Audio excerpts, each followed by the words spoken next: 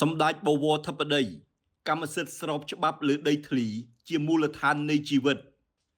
នៅវេលាព្រឹកថ្ងៃពុធទី29ខែកក្កដាឆ្នាំ2026សម្ដេចមហាបវរធិបតីហ៊ុនម៉ាណែតនាយករដ្ឋមន្ត្រីនៃព្រះរាជាណាចក្រកម្ពុជាបានអញ្ជើញជាអធិបតីភាពដ៏ខ្ពង់ខ្ពស់ក្នុងពិធីចែកវិញ្ញាបនបត្រសម្គាល់ម្ចាស់អចលនវត្ថុ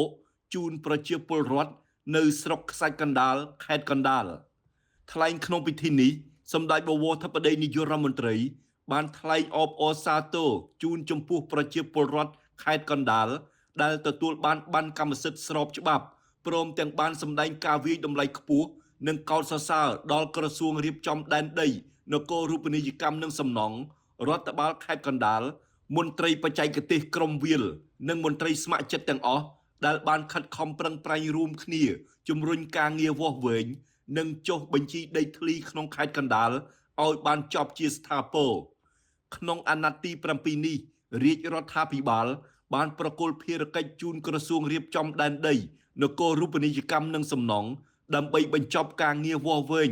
និងចុះបញ្ជីដីធ្លីជូនប្រជាពលរដ្ឋ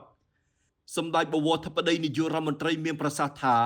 គិតមកដល់ពេលនេះយើងបានវាស់វែងក្បាលដីបន្ថែមចំនួន6លាន3សែនក្បាលដីដែលនាំឲ្យការវាស់វែងក្បាលដីសរុបកើនដល់ជិត14លានក្បាលដី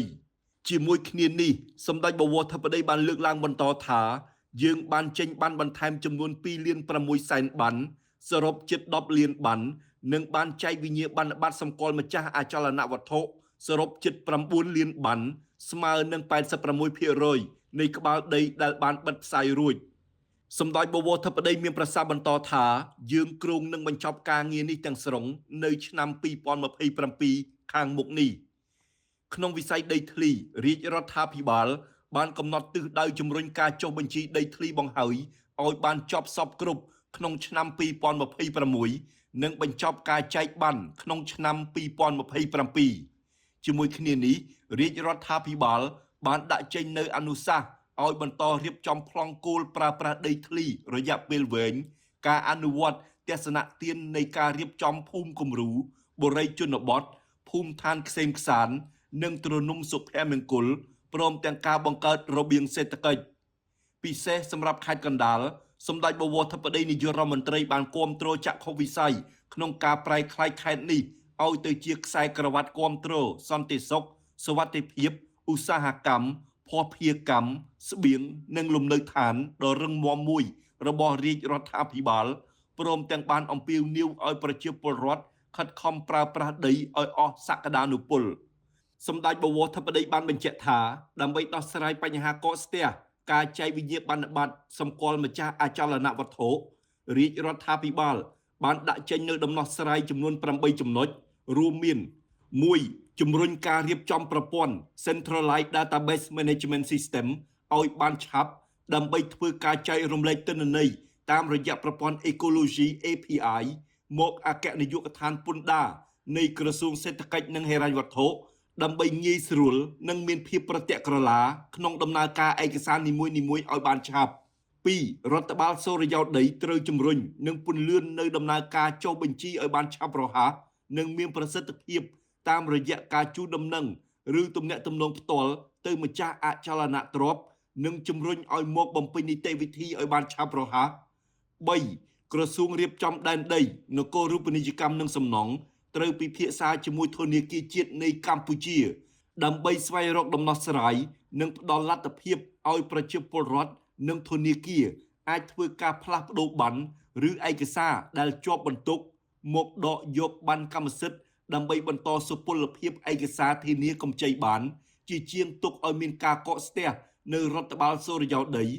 4ផ្ដល់ការអនុគ្រោះព្យួរការអនុវត្តពន្ធបន្ថែមចំពោះការយឺតយ៉ាវក្នុងការបង់ពន្ធប្រថាប់ត្រាដែលត្រូវទទួលរងពិន័យស្មើនឹង 100% នៃប្រាក់ពន្ធដែលត្រូវបង់រហូតដល់ដំណាច់ឆ្នាំ2027 5ពន្យាសុពលភាពនៃសេចក្តីជូនដំណឹងលេខ367 សចនចុះថ្ងៃទី2ខែឧសភាឆ្នាំ2017 របស់ទីស្តីការគណៈរដ្ឋមន្ត្រីដោយអនុញ្ញាតឲ្យបង់ពន្ធប្រថាប់ត្រាតែមួយដងលើកចុងក្រោយរហូតដល់ចុងខែកក្កដាឆ្នាំ2026 6. អនុញ្ញាតឲ្យបង់ពន្ធប្រថាប់ត្រានិងពន្ធលើអចលនទ្រព្យចំពោះសំណង់ដោយចាប់ផ្ដើមពីឆ្នាំសាងសង់ជាក់ស្ដែងដែលមានលិខិតអនុញ្ញាតសាងសង់ឬមានការបញ្ជាក់ដោយអាជ្ញាធរមានសមត្ថកិច្ចជាងការកំណត់ចាប់ពីពេលផ្ទេរសិទ្ធិដំបូងដែលអចលនទ្រព្យពុំទាន់មានសំណង់នៅឡើយឲ្យតែមានការបញ្ជាក់ពីអាជ្ញាធរមានសមត្ថកិច្ចឬអាជ្ញាធរមូលដ្ឋានច្បាស់លាស់ 7. ឯកភាពឲ្យពិនិត្យពិចារណាលទ្ធភាពពន្យាការអនុវត្តកម្រៃសេវាស្របតាមប្រកាសអន្តរក្រសួងលេខ186 សហវប្រកអតចចុះថ្ងៃទី11ខែមីនាឆ្នាំ2026ឬផ្ដល់ការសម្រួលកម្រៃសេវាសុរិយោដីក្នុងកម្រិតទាបណាមួយដើម្បីប្រជាពលរដ្ឋមានលទ្ធភាពក្នុងការបង់និងអាចបន្តដំណើរការនីតិវិធីក្នុងការទទួលបានកម្មសិទ្ធិ 8. អនុគ្រោះពន្ធប្រថាប់ត្រាលើការផ្ទេរកម្មសិទ្ធិឬសិទ្ធិកាន់កាប់អចលនទ្រព្យដែលម្ចាស់កម្មសិទ្ធិជាយោធិនដែលចូលរួមក្នុងសមរភូមិជួរមុខដោយមានការបញ្ជាក់អត្តសញ្ញាណនិងតួនាទីភារកិច្ចពីអង្គភាពសម័យថាពិតជាបានចូលរួមបម្រើការងារនៅសមរភូមិជួរមុខពិតមែន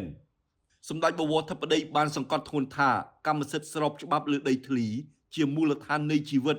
ដែលមិនត្រឹមតែជាទ្រព្យសម្បត្តិប៉ុណ្ណោះទេប៉ុន្តែជាមូលដ្ឋាននៃជំរកមូលដ្ឋាននៃអាជីវកម្មមូលដ្ឋាននៃការវិនិយោគ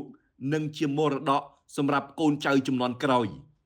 ការបញ្ចប់នៅភាពមិនច្បាស់លាស់និងហានិភ័យនៃវិវាទដីធ្លីគឺជាការបើកទំព័រថ្មីនៃការអភិវឌ្ឍសេដ្ឋកិច្ចមូលដ្ឋានតាមរយៈការកើនឡើងនៃតម្លៃដីធ្លីការស្នើសុំឥណទានផ្លូវការប្រកបអាជីវកម្មគ្រួសារនិងការទាក់ទាញវិនិយោគ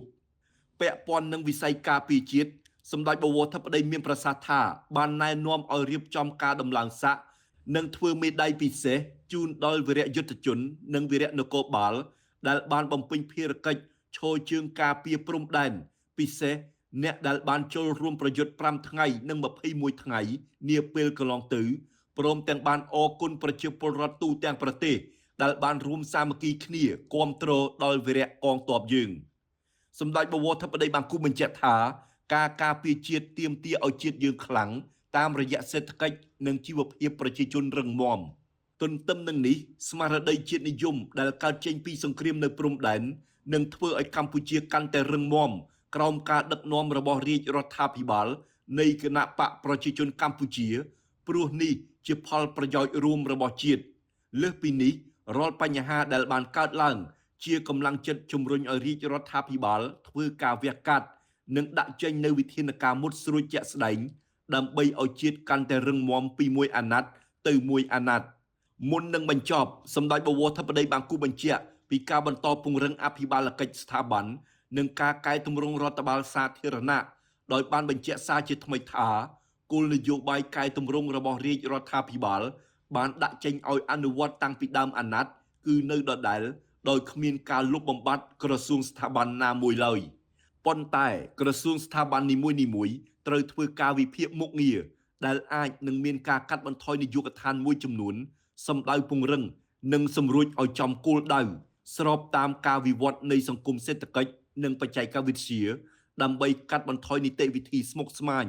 ព្រមទាំងពន្លឿនការផ្ដល់សេវាសាធារណៈជូនប្រជាពលរដ្ឋការកែតម្រង់នេះគឺស្របទៅនឹងអភិក្រមការពង្រឹងជាជាងពង្រីកដោយធ្វើយ៉ាងណាឲ្យក្រសួងស្ថាប័នកាន់តែរឹងមាំនិងកាន់តែមានប្រសិទ្ធភាព